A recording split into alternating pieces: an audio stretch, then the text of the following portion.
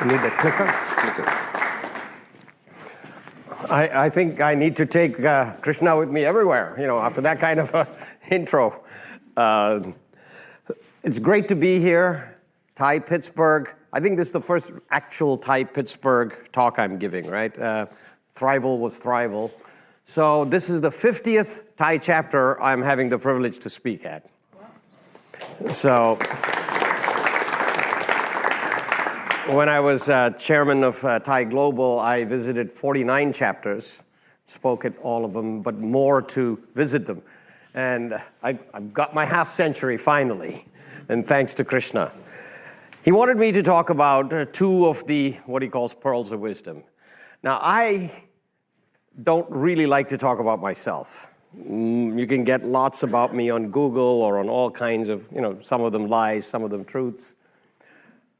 But what I'd like to more talk about is the lessons I have learned and the mistakes I have made through my almost 50 years in trying to do all sorts of things. The first 18 years in corporate life, I call it well-paid wage slavery. And then going to the world of entrepreneurship. And so the two things that Krishna wanted me to share, I sort of dressed in the terms of being paradoxes. Because when you live the life of an entrepreneur, you're living a series of contradictions. Things you have to do, which you shouldn't do, or maybe you should do differently at some other time. And it starts off with the life of an entrepreneur. By the way, how many here in this audience are entrepreneurs? A goodly percentage. How many would like to be entrepreneurs? Okay. And then, I always like to ask the question, do you know how to spell entrepreneur? But the life of an entrepreneur, and I'd like to show it in this sine wave with my friend Owl Be Darned, is euphoria to terror, every heartbeat. That in and of itself is a bit of a paradox. One moment you're euphoric, you got an order that's going to make your month, and the next Wednesday your CFO comes to you and say, we don't have enough money in the bank to make payroll. Talk about terror. So through the various companies that I had, and he was gracious enough to mention the company we took public in the early 90s, and I did a few more after that, and there were a few of my close friends, employees who went with me in several of these companies. And one of them particularly I used to say some stupid things sometimes. There would be a stressful moment and I'd say something to lighten the mood, business-oriented or non-business-oriented, and he'd write it down. And he then ended up publishing a little booklet of about 150 of these. And he titled it Ashokisms. That's why I didn't come up with the name. Todd Liebman came up with the name Ashokisms. And then about 7-8 years ago, there was a TV show in Houston called The Business Maker Show that featured 20 of them in 23-minute interviews. And so I decided I'd take 2 of them for his 2 requirements and share one that was more business-driven Ashokism. And that's why, the Ashokisms, this is the cover of the booklet, the 10 commandments, 150 commandments, sort of. So the first one, and this is Ashokism number 1 on the list of 150, comes from essentially understanding that most entrepreneurs are passionate people. They like to be liked, and they go fast. So in all of that, they care. So the point was care passionately. That's not the end of the Ashokism. That's the first half. The paradox is about to come. Care passionately. Care for your customers. Care for your employees. Care for your investors. Care for your family. Care for their families. So caring is built into our DNA. Would the entrepreneurs in this audience agree with that? And most people, they care. Most people aren't assholes like some people who try to run our country. But most people care. So what we have is the contradiction of then being intellectually ruthless. And what does that mean? While you're caring, you've also got to be always ready to make those decisions. And let me give you an example from my life, which Krishna has asked me to do, which is, I think, the best example of how I didn't do this very well. We started the company that went public in the 90s. We started it with 8 people. At the desk was a CFO like Steve, and he was there with us from the start. My soul brother. Worked the 60-hour weeks, worked the 80-hour weeks, helped raise the first series of funding. And we grew 0, 10 million, 30 million, 55 million, 110 million, 220 million. Every year, almost more than doubling, kind of doubling every year. And by the time we got to 100 million, everybody in the company except me, everybody, and we were up to about 400 people by that time, knew that the job had gotten too big for Eric. How many of you have experienced that? You have a dear soul brother who's gone up with you all the way, and the job was too big for him. And I didn't get it. I couldn't see it. I couldn't be ruthless enough to make the move. We went public, and we paid the price because we had a misstatement of earnings, and stock dropped. Of course, we rebounded because the company was healthy and good. It was an accounting, financial error. But I paid the price for not having been intellectually ruthless. It's a hard thing to do. So people ask, well, what should you have done with Eric? I still struggle with it. How do you take somebody who you've been with for 4 years, who's been hand in glove with you, and then tell them you're fired? So maybe the answer was, put him in some other role. Not sure. So I don't know the answer to that particular one. But since then, I have been able to be better at this. Not great. It's always. How many of you have fired people? Easy? No. Terribly difficult. Probably the hardest thing you do in business, right? And that's part and parcel of learning how. You got to just get into the mode of saying, I'm doing this for the other 499 people. So that's the balance, the paradox. Care passionately, but be intellectually ruthless. That sort of makes sense to everybody? Doesn't sound too cruel? It's kind of cruel, isn't it? Okay, the second one, which is a personal one, I'd like you to guess what it is. What does it mean? Anyone want to take a shot at guessing what don't shave Superman? What is that paradox? Any brave volunteer in the audience? I recuse myself. Yeah, because I've explained it to you, because you needed to know it. You wouldn't let me talk about it if you didn't know it. Well, first of all, unfortunately, because shaving is only what 50% of the world's population can do, it's sort of an example that men understand better because we shave, but it applies to the world when you actually get down to the paradox. When you shave, and who's heavily bearded here probably doesn't have that problem. Dan doesn't have that problem. But when you look in the mirror, you're really not shaving yourself, you're shaving your image, right? You shave your image. And that image that's looking back at you is not Superman. That means that that person, which is really an artful way of saying you, should not get carried away with yourself. There is this line in entrepreneurship as well as running any business. You know, you've got to have pride. You've got to have confidence. Where does that morph into a little ego? Where does ego become arrogance? And where does arrogance become hubris? And where does pride on this side become humility and then lack of confidence? So that's the spectrum of the feeling you have when that guy looking back at you, who's you, is not Superman. You could have been on the cover of Inc. magazine. You could have taken a company public on NASDAQ. You could have been Businessman of the Year.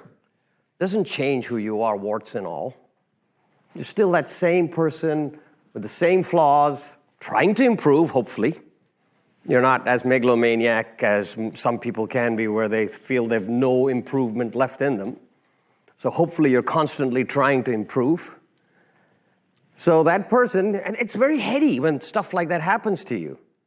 Happened to me. And you had, of course, I had the perfect slap you in the face, bring you down person, my wife.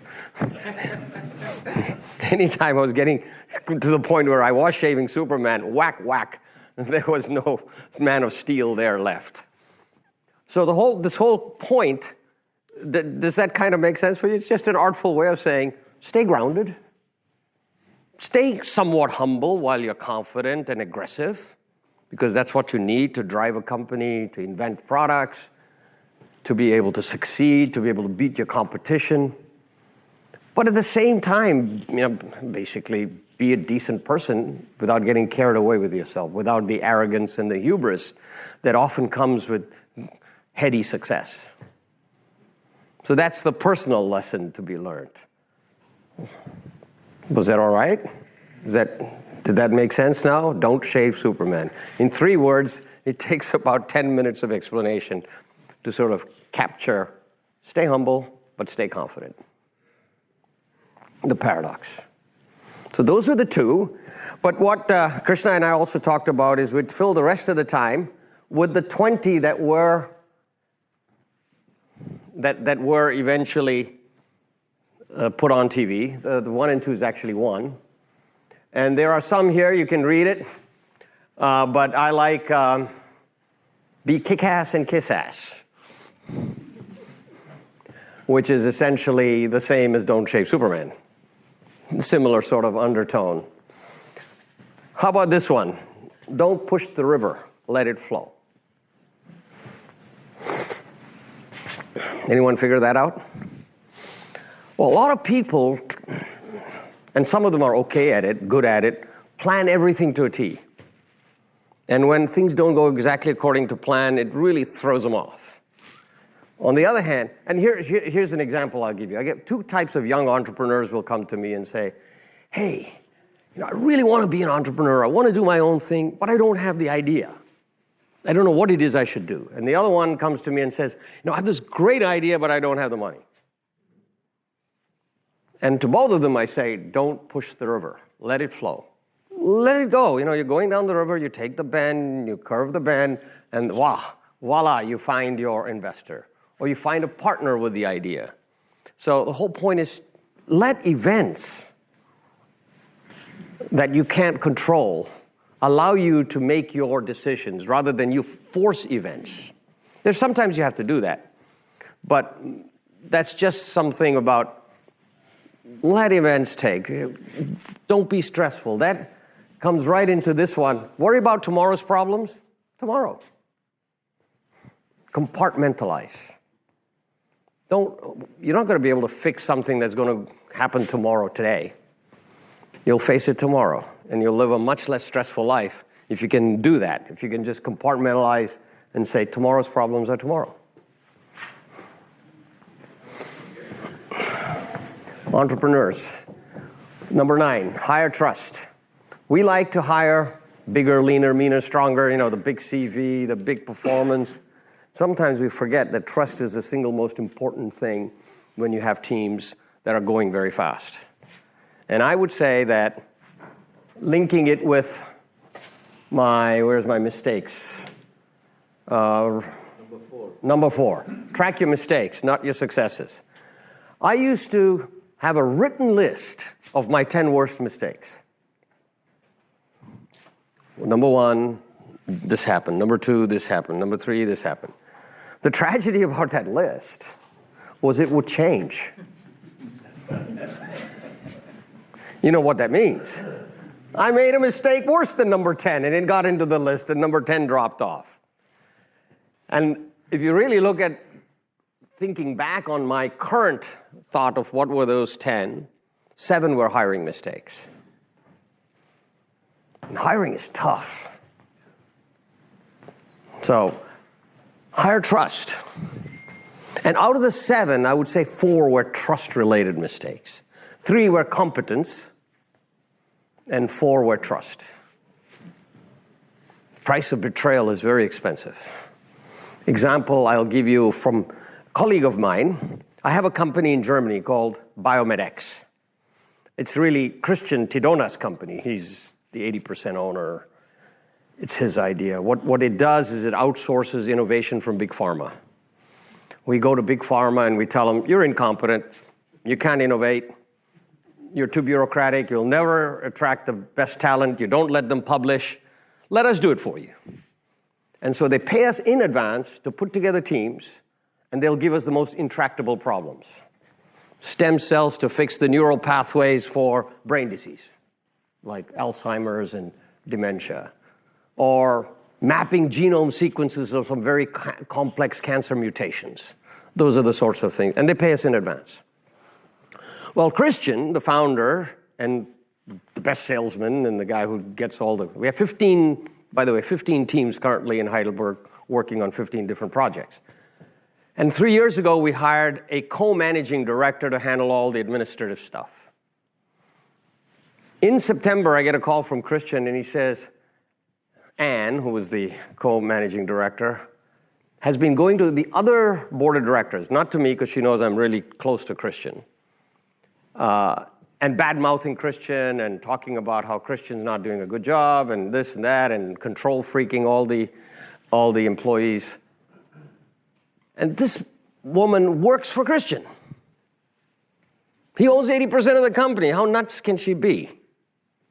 So my response to him was, you walk down the hall right now and go terminate her. Right now. Hang up and go get rid of her because she's betraying your trust. So the point is, again, it goes back to number 1 and 2. Care passionately, be intellectually ruthless, take that decision and make it happen. So hiring trust, I think, is another great challenge, not just for, see, in large companies, you've got enough rules, you got enough regulations, you got enough watchdogs, you got HR, where sometimes betrayal is difficult or the price is not as high. But when you're running your own show or when you're an entrepreneur and you're building something and going very fast and you're growing, the price of betrayal is extraordinarily expensive, both in money and in time. Just a cutesy way of saying paying attention to the details, get 100% better, 1% in 100 areas. I know the math is wrong, and that's not correct, but it's just a way of saying details sometimes are just as important as the grand vision. So the sort of the paradox there is fly at 30,000 feet and 30 feet at the same time so that you can be close to the details and be also looking at the entire vision. So that, in a sense, is, here's a cutesy one also. Indecision is the cork in the ass of progress. You have to decide. You just can't sit there. And it comes with the second last one. The final act of preparing to act is to quit preparing and act. Oftentimes we plan and we plan and we plan and we plan, and we don't do anything. You got to stop and do. Okay, that about good for everyone? Good list of things to digest. Anything else in there that you see that you'd like to have a little more amplification on? What's 12? 12. During doldrums, precipitate a crisis, but make sure you manage to it. There are times in companies you had a... No. You were just changing hand position. Changing hand position. Okay. So there are times when your companies hit some sort of real lassitude. Things are not happening, things are just trundling along, not much is going on, your product development is slowed down, you have no new big orders coming in. You gotta create some crisis to galvanize.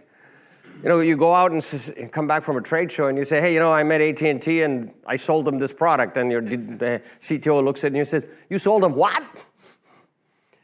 Well, you can do it. And then it's a crisis.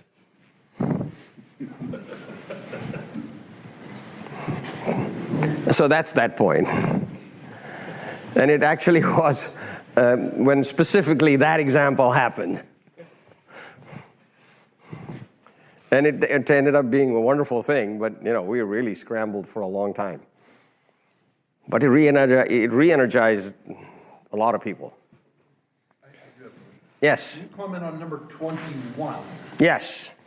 Number 21, the last, which actually was number 20 in the TV show. This is something that if people like Bernie Ebbers and Enron and all these other people had remembered, they would not be sitting in jail. If anything feels wrong, like if you're trying to cut a corner or avoid taxes or do something skirting the law or try to sell some product to Syria because that is banned. I'm just giving random examples of things that you shouldn't do. Or cook the books because you're going to miss your earnings target. Don't do it. Put up with the fallout. You can handle it. But it is so seductive. I don't know if you read in my background, but I was president of Enron. Everybody's surprised you. So nobody read their CV. I was president of Enron's North American operations in 1996. It's 5.5 years before they crashed. And I would say 3 years before the book cooking started. And when I was there, it was still Fortune 10 company, $20 stock at the time. Very innovative, well-managed, great people. What ended up happening was there was a fella, he went to prison, his name is Andy Fastow, he worked for me, then became the CFO because he didn't like the way, he asked to be moved out from North America to corporate, became treasurer at the time. He didn't like the way I drilled into numbers. But what ended up happening is as Enron stock took a takeoff, went from 20 to 30 to 50 to 60 to 90 to 100, earnings expectations from Wall Street were so draconian, kind of like the sword of Damocles. I can just see it happening. This is 4 years after I left, but I can just see it. Ken Lay, Jeff Skilling, Andy Fastow sitting in an executive review meeting, and Jeff may ask, okay, Andy, what does this quarter look like? Well, Jeff, I think we're going to miss by 2 cents. Oh, that's a disaster. Go back and see what we can do. Not saying do something crooked. That's what I'd react. Can you pull some orders forward? Can you delay some expenses? Can you maybe get the accountants to reverse some accruals, whatever? Andy walks away, can't find a way to figure it out, knows that stock's going to go from $80 to $50 if you miss, and cooks the books. It's very seductive. It happens a lot. Some get caught, many don't. But my point is, like even on your personal income tax, pay your taxes, sleep well at night. The IRS is not going to come calling. If it feels wrong, it is wrong. So that's the point. And you won't go to jail. What's number 3? Delegate everything. Delegate everything, but that's the paradox too, right? But never delegate success. Well, the backdrop is entrepreneurs tend to be control freaks. We like to do everything. We think we can do everything. We think we're better than everybody at doing everything. So we tend to be, so oftentimes growth companies are limited by the bandwidth of their founders. And because they don't delegate. So the point is delegate. Learn to delegate. Delegate everything you can to competent people. But don't delegate or stay involved, stay connected with those pieces of your business that are fundamentally essential to its success. And if you don't stay involved, that may cause failure.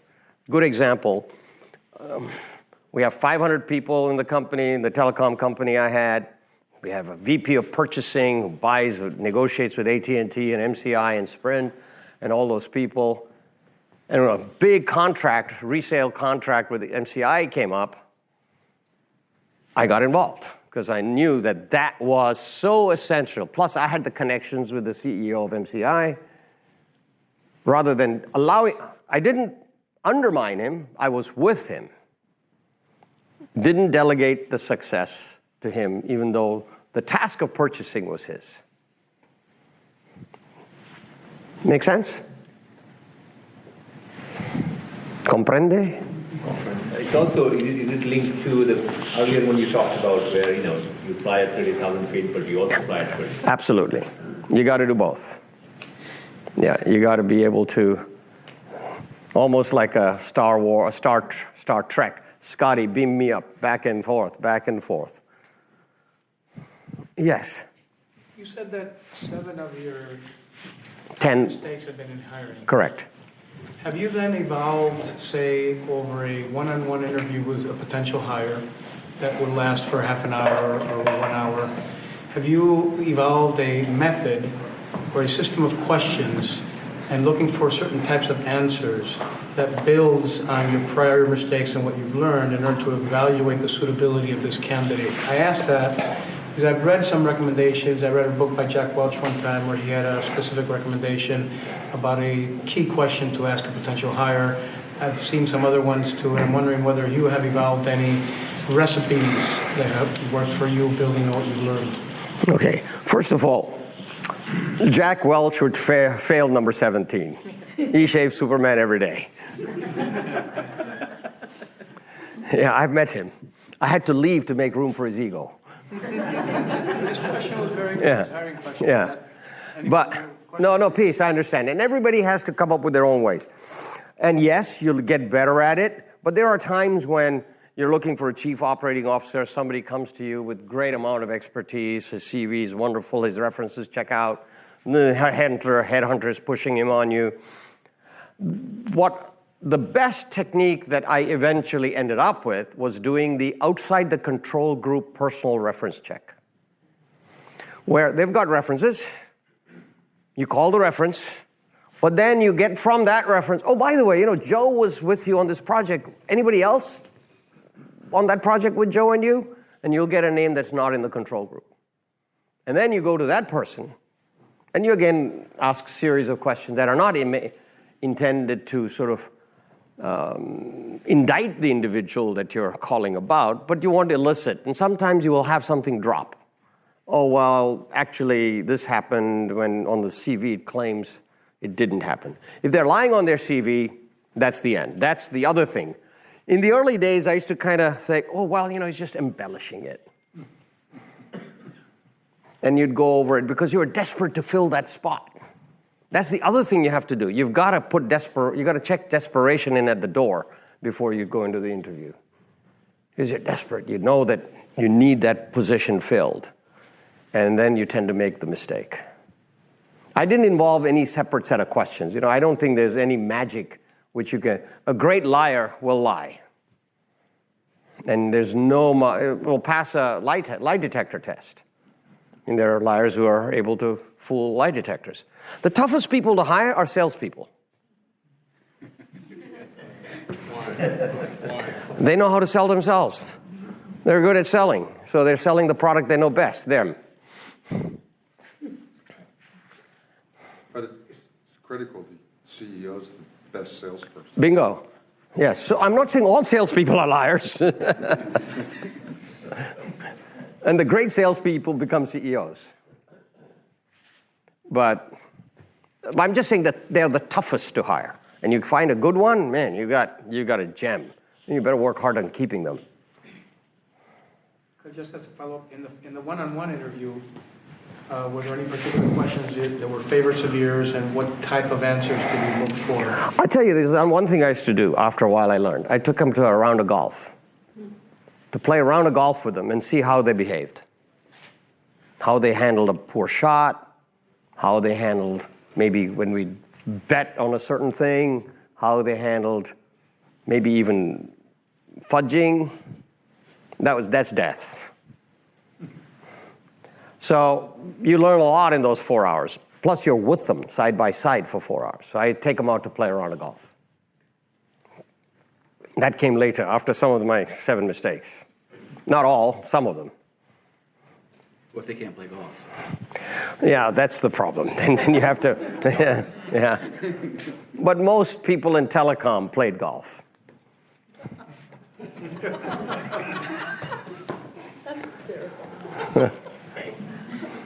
Yes.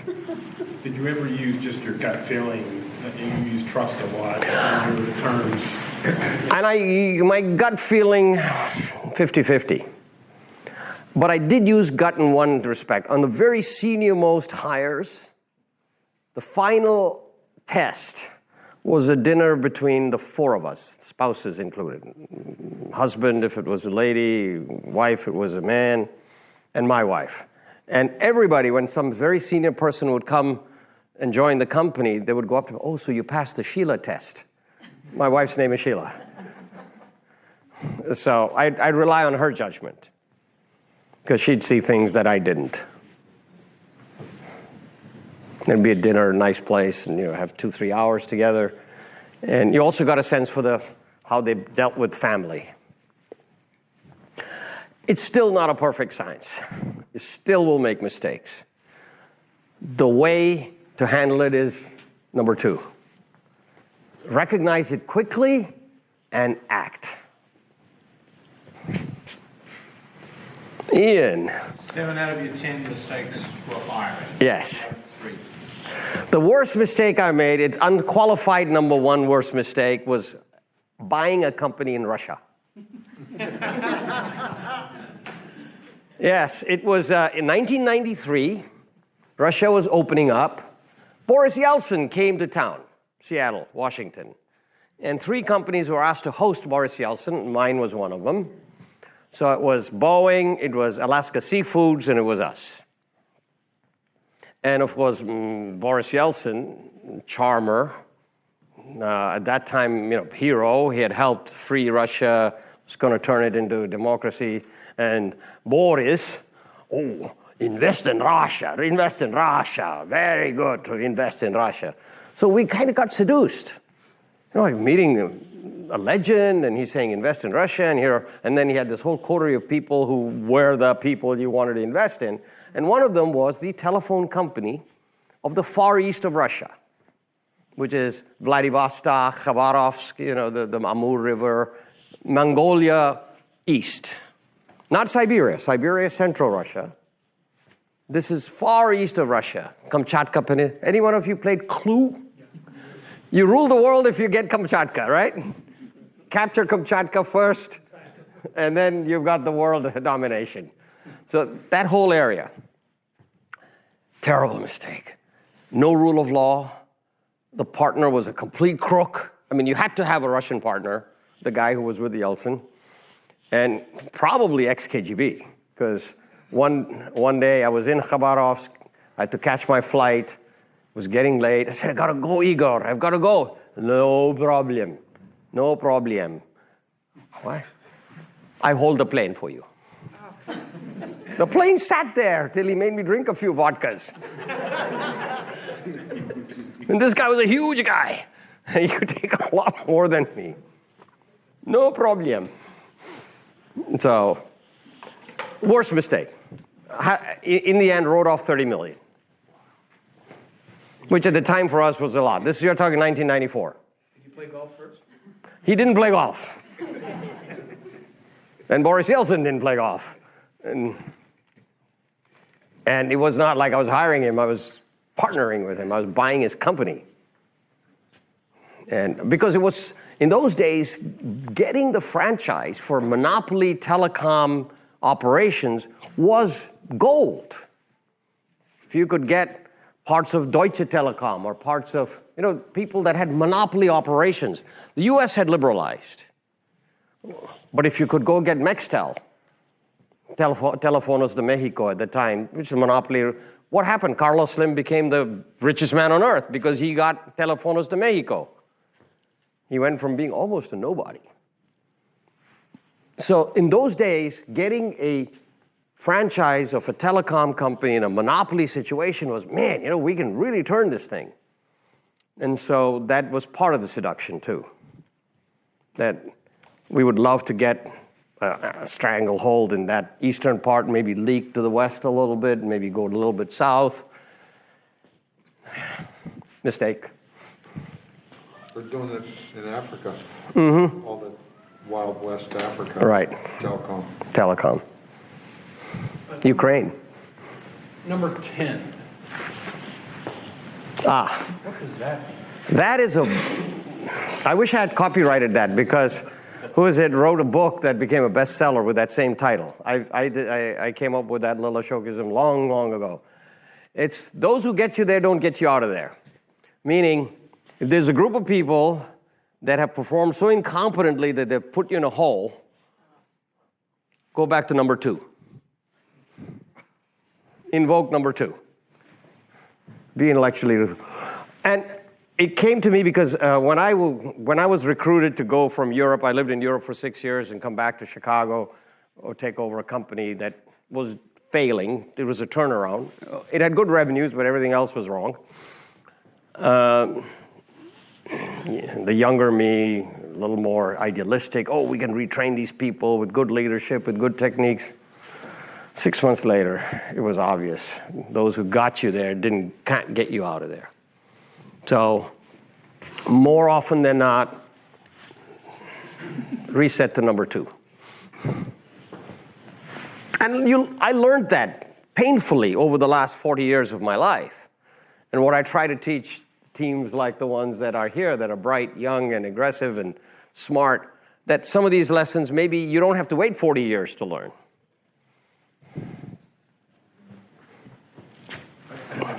Yeah. I'm not really familiar with you. I'm a guest of a guest. What was your biggest success? And what caused your largest success? What are you most proud of? What do you think was the most... Well, there are 2 different answers to what is your biggest success and what you're most proud of from a business point of view. My biggest success was probably the company that I took public on NASDAQ at a revenue of $250 million in the space of 5 years. It was telecom. It was MCI Sprint lookalike. It was a long-distance business in the early 90s when you paid 30 cents to call from Pittsburgh to Cleveland. Remember those days? Some of us are old enough to... No, you guys are too young. Thank you. But it was those days. And we went 0 to 250 million in 5 years, went public, sold the company a year later to a bigger company that 3 years later went bust because long distance went bust by the end of the dot-com bubble. But we got out in time. So that's probably my biggest success. What I'm most proud of is young people I mentor that become millionaires. And I can point to several. Mentor, more than mentor, invest in and help as an executive chairman. One more question from me. What was the coolest business you ever saw?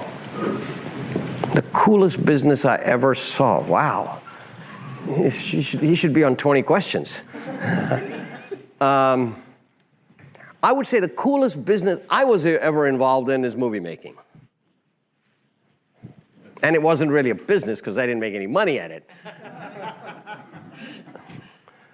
I lost money at it overall. I made 5 movies. 4 of them lost, 1 made. I wasn't the worst. But all 5 of them had spectacular theatrical runs. They were in theaters. They were all independent films. They're not Bollywood. They were independent films, all in English, no song and dance. And they ran in independent theaters, like the Landmark Theater chain. You have them here, right? We ran in 2 theaters in Pittsburgh, all 4 movies. What were the movies? Before the Rains. Have you heard of it? Before the what? Before the Rains. Just go to IMDb and put my name in. They'll all pop up. Everybody knows IMDb, right? No. Internet Movie Database. IMDb, the Bible of movie makers. You'll even get my acting credits. Because if you're making a movie, you can put yourself in like Hitchcock did, little cameos. That was probably the coolest. Difficult. difficult because of the egos you dealt with, the director's ego, the actor's ego, even the cinematographer's ego. Then you had the editor, then you had the sound designer, and then the guy who does your color correction, and then everybody you dealt with. And it was like being CEO of a large organization where nobody reports to you.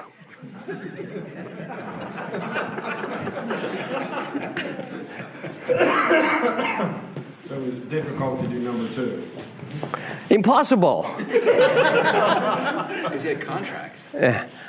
Not only they have contracts, but the last thing you want is an actor walking off set. I'll tell you, the one movie that made money was the worst movie we made. It's called The Lost Tribe. It's Alien Predator meets Da Vinci Code. What it was, if we've got a couple of minutes, I think they'll get a kick out of this. The original script, I thought was going to be a surefire success. There's a bunch of these 5 people that are in some ocean, they get shipwrecked, and they end up on this, what looks like a deserted island. But it's not deserted. It's populated by the Lost Tribe, the tribe of Sasquatch, or the link, the missing link. So we had these great prosthetics for these creatures, and they would leap from trees, and they were human-like, but with... And then what happens, and then the story goes on, and slowly 1 or 2 of them get killed in the middle of the night, and they find out, they look at the Lost Tribe, they escape, the story gets out that the Lost Tribe is missing, and the Vatican sends in a SWAT team to eliminate the Lost Tribe, because then creationism is gone.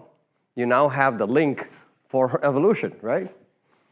It's a movie, guys. It's a movie. But that's the Da Vinci Code part of it.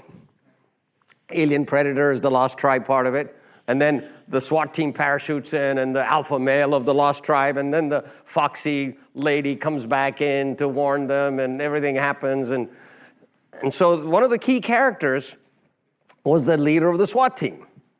He's the guy who played in Alien, the guy, the cyborg who saves Sigourney Weaver at the end. Lance Henriksen is his name. Big name. So we get this place in Panama because you need a place with beach, a place with caves, you need a place with forest, looks like an island.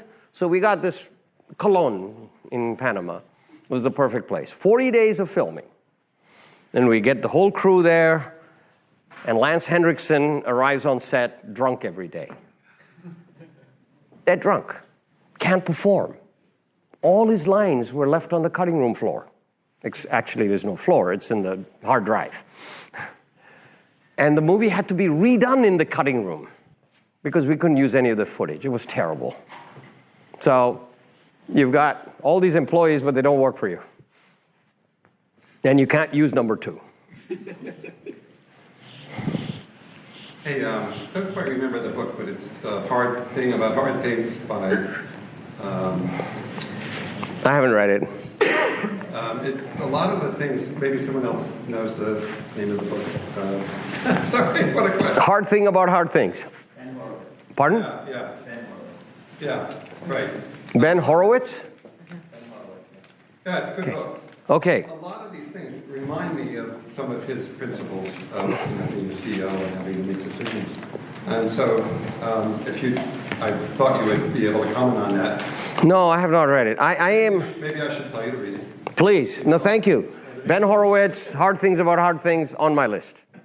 Though, I tend not to read these books. Yeah. I feel like, a lot of them are fairly trite. And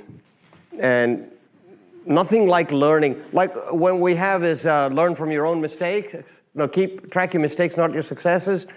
The corollary to that is you're better off learning from someone else's mistakes. So find people who are willing to play that mentoring role and learn from their mistakes. Because you can bet they've made a ton of them. Even if they appear very successful, you get there with the little hiccups all along the road. The Russia deal. Yeah. So, Ben Horowitz over there, yes. I just have a follow-up on that comment. So, what was your process for seeking out that kind of feedback or learning from other people's mistakes and doing something that was outside of the scope of your current mentors? Think back 50 years ago. Could you repeat the question? The question was, what was my process of trying to find those people and learn from their mistakes and all?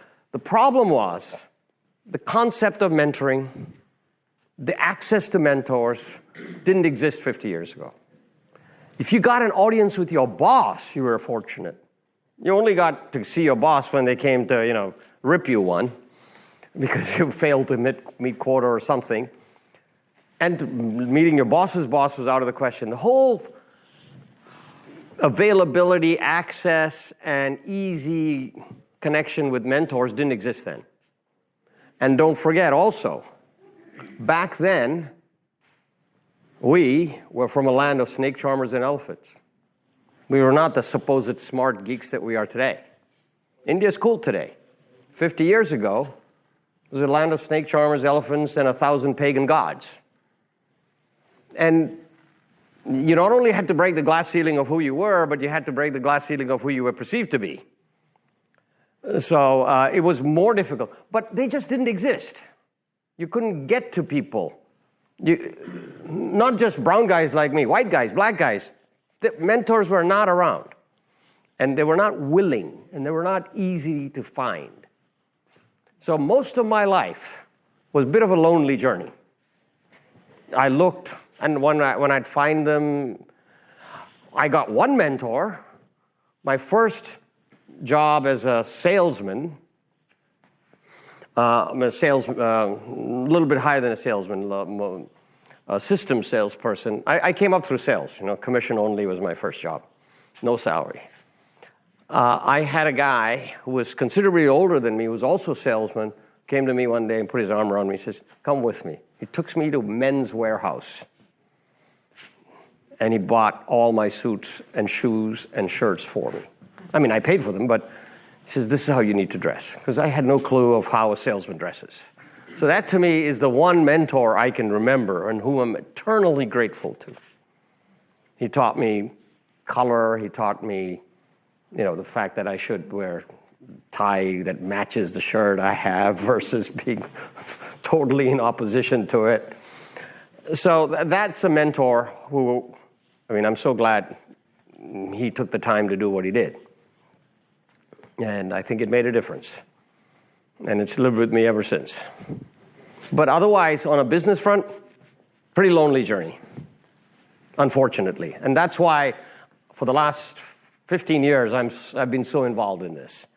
It's almost an obsession with me to correct what I was unable to have. Yes, David. There's a great mentor for you guys in Pittsburgh. Go grab that guy. I'm now fully embarrassed. Thank you very much. So Ashok, you have the unique journey of having been successful in corporate as well as successful as an entrepreneur. Could you tell us what led you to be successful in those two different verticals and where the similarities and differences are? Okay, question was successful as a corporate person and successful as an entrepreneur, and what was the processes, difference between the two? So I say, being an entrepreneur, those of you who've heard me expound on my theory of who is an entrepreneur, you don't inherit it. It's random. It infects people randomly. This virus, so it's not a gene. It's a virus, the entrepreneur virus. And so either you are one or you're not. You can't really make someone who's risk averse into an entrepreneur. And I lived the first 18 years of my life as an entrepreneur in a cage, working for large corporations, but I did well. I was articulate. I could speak well. This one here, number 8. If you can speak and write, you differentiate yourself right away. Whether it be speaking to a group, whether it be speaking in a World Economic Forum, or whether it be to your boss or to a small team of 8 people or whatever. So I'm quick on my feet and underestimated because I was a short brown guy and all of that. So and I was a good salesman. I could sell almost anything. I still can, I think. And I was able to move my way up very rapidly through sales, sales manager, sales director, recruited to go to Europe to run international ITT's data communications division for 6 years in Belgium, well, all of Europe, came back to the US. So the corporate, and then went to Ameritech and ran a division for them as president. And at the age of 40, I had my epiphany. 30 years ago. So 40 plus 30 makes me you know what. That if I continued to do this, I would be miserable for the rest of my life. Yes, I might have my private jet from Ameritech, and yes, I lived in a nice house, but I'd be miserable. So I quit. So what got me through corporate life was ignoring my drive of wanting to do something on my own, being able to handle the punch when it came, and communication skills and quick thinking skills and technical skills. I have 2 degrees in engineering, so that helps, even though I was in sales and marketing and then management. So I think it's always a combination of knowing how it works and then trying to market it or sell it helps. So that's what helped me in corporate. And in the world of building your own company, I think it's the ability to 30,000 and 30 feet was one of the more important ones. And then, most importantly, I think also you have to be able to, as you grow, articulate a compelling vision to the people around you to the point where they believe it. And when that vision starts to change and you go that ways versus you were going that way, everybody around you says, yeah, he's told us to turn from what he first articulated. He must be right, or she must be right. They have to have that belief. And that only comes from the constant connection, communication, the number one, the caring, the knowing, almost to the point where you have to know everybody's business. Not as well as them, but enough so that you're not the dummy in the room as an entrepreneur, I think. And that's what I think different. And again, communication skills, selling skills, all help. So there's some commonalities, but then what happened 18 years into it was just a belief that if I didn't do it now, I'd be miserable for the rest of my life. And for a lot of people, working in large companies is great. It's no risk. I mean, I like to give the example of me and my 2 brothers. I have 2 brothers who he referred to, both smarter than me. One's a doctor, one's a PhD in AI. Risk averse. Their cars, they drive at 55 miles an hour down the highway, not 56. Me, I have 2 radar detectors in my car. One in the front, one in the back. So, I mean, just different profiles and from the same parents. Did that answer your question, David? Did it answer your questions? Yeah. What about number 7? A deal delayed is a deal betrayed. Oh, you've been reading that chart. So glad. What's that? What is that about? Well, that is about not hanging on to something so long that you want to make the best deal possible. As entrepreneurs, these are our babies. And it's very hard for you to say, okay, something's going to happen where somebody wants to buy you, or even in the process of making an individual deal. Let me step back and give you a quote I heard from a stockbroker once that made so much profound sense. And it sounds so trite. He says, you will never lose money in the stock market if you always sell at a profit.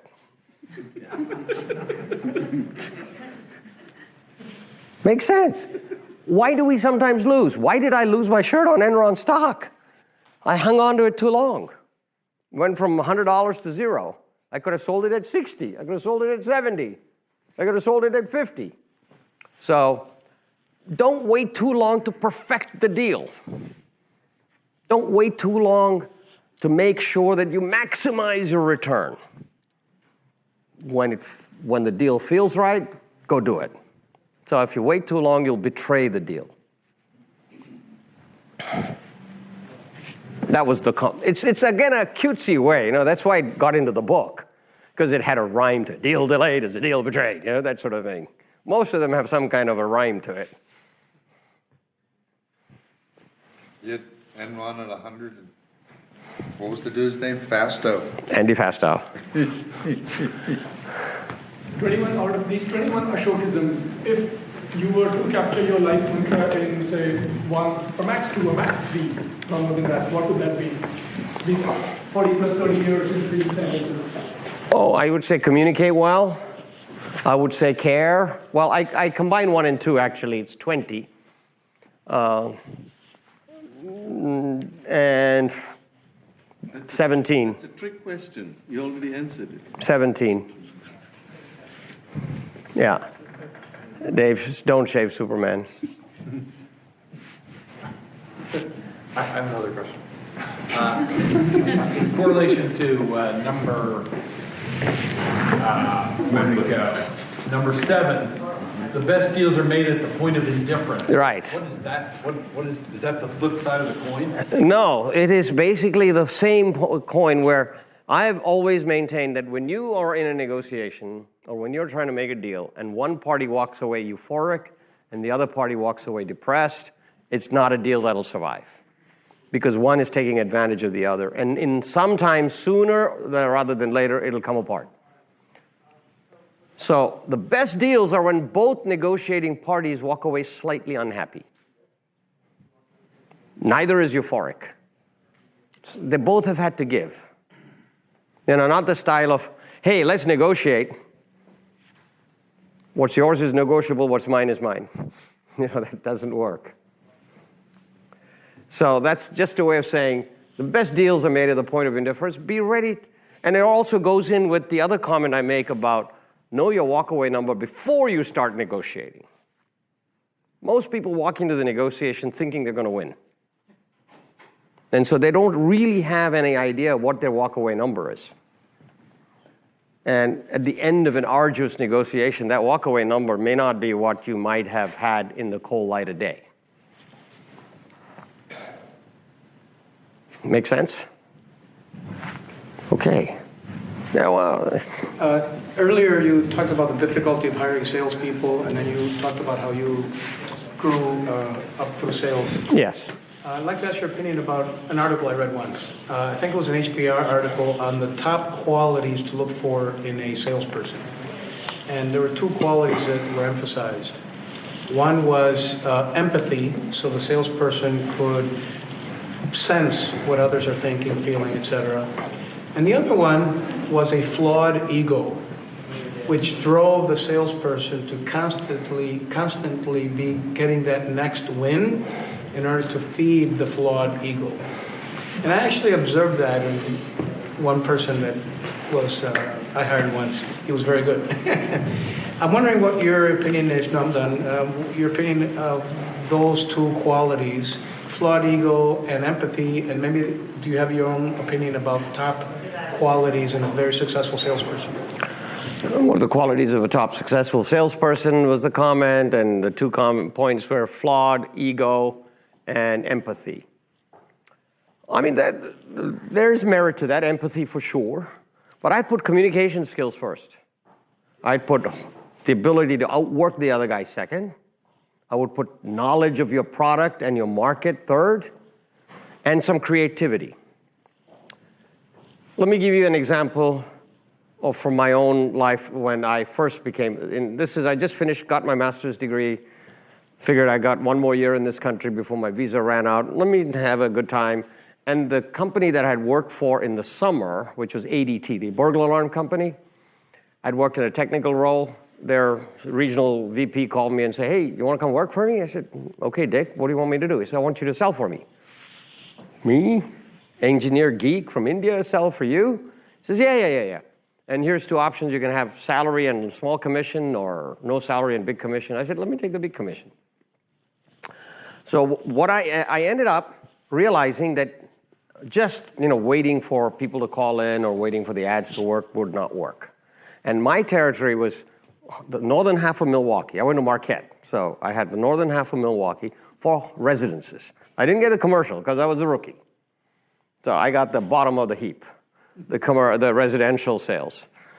And I realized that the way to do this was to do what nobody else was doing. So what I did was, and this is long the days before computers, before Xerox machines, none of that. You had the cyclo-style. Do you anyone remember the cyclo-style machine that you almost knocked you out with the ammonia it put out in the air? Who all remember the cyclo-style? Yeah. Mimeograph. That smell. The ammonia. So anyway, I would then read the papers for burglaries and fires. And then I'd say, okay, in Mequon, there was this burglary. So I'd drive up to Mequon. And then I'd go to one of these public telephone booths. And then I'd rip out all the pages for Mequon. And then I'd go back, and I'd handwrite the 200 envelopes. I would cyclo-style the copy of the article. And then I have a cover letter from me saying, oh, by the way, there was a burglary in your road, and a very empathetic letter about, could I come out? I hit a rate that I ended up Salesman of the Year out of 600 salesmen in the company. Rookie, selling at the bottom of the heap, because I didn't know any better. They said, okay, So there was another place I'd go, I did something slightly illegal, ripping out the pages from the phone book. And then because I couldn't do it standing in the phone book in the middle of the cold and Milwaukee winters, I had to go back to the apartment and laboriously write all the names down. There are no scanners. And then print the article, cyclo-style, mimeograph the article, and then the cover letter. Hand address each envelope, because the secretary thought I was nuts, wasn't going to do it. And ended up it worked. So what did that mirror? That mirrored those 5 things I said. When I made the sales call, I went there not so much as a salesman, but as a technical guy. Saying, I'm going to protect your home. This is where you need the floor mats. This is where you need the motion detectors. We've just come out with that product. This is where you need the door contacts, window contacts, et cetera, et cetera. So I came across knowing my product. I outworked everybody. I communicated well. I mean, again, it's all about me. No, so those 5 qualities that I talked about. And I worked harder than anyone else because I had nothing else to do. Milwaukee winters. We'll have one last question. I was going to say, being number one salesperson, you probably sold a lot of fear. I need this for my house. Yes. He said we sold a lot of fear. No, the fear I didn't sell overtly. I sell in the letter. There was the article. There was a burglary in your house. Have you ever thought about not letting that happen to you? Yes. I was doing them a favor. You'd probably save somebody's life. And fire. The same thing with a fire. If there was a fire anywhere, drive. And sometimes, you have to drive like 40, 50, 60 miles and then wait, make sure nobody was watching. You get up to this thing, and then you find the pages for Mequon and tear the sheets out. Okay, one last question. Anybody, since we've been... Okay, go. This is a question about being an entrepreneur. What are your top 3 concerns? Because when you work for a big corporation, you're one of the many helpers to the driver. But if you're an entrepreneur, you are a driver with a lot of helpers. Now, what are your top 3 major concerns? Constantly, you have to remind yourself when you drive this enterprise. What are the 3 concerns? Now, are you talking about in the very early stages where you don't have a lot of people, or maybe a little later when you have few more people? Because the concerns change. Maybe later. In the later, then the number 1 concern is always making payroll. Oh, what is the number 1, top 3 concerns as an entrepreneur when you have a few people working for you, when you're not extremely early stage? Am I paraphrasing it correctly? So my answer to that is number 1. Remember my slide, euphoria to terror?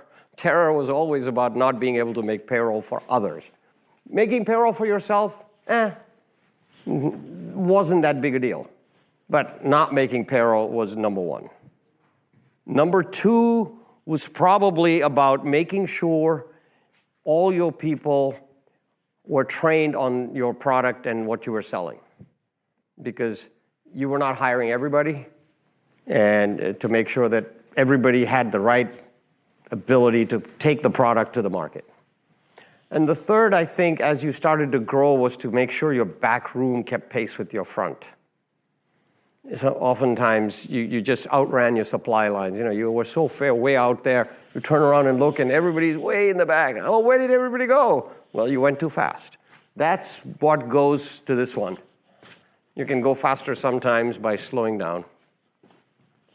Another paradox.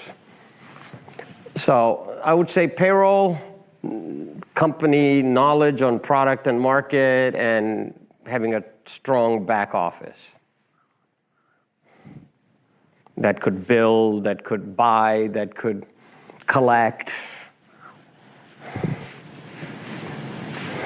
Okay, that was the last question. Oh, one more. Well, how about when you were early? So many of us are entrepreneurs. I bet you were, the disproportionate number of us are far earlier than that. Yeah, well, then it's got to be product.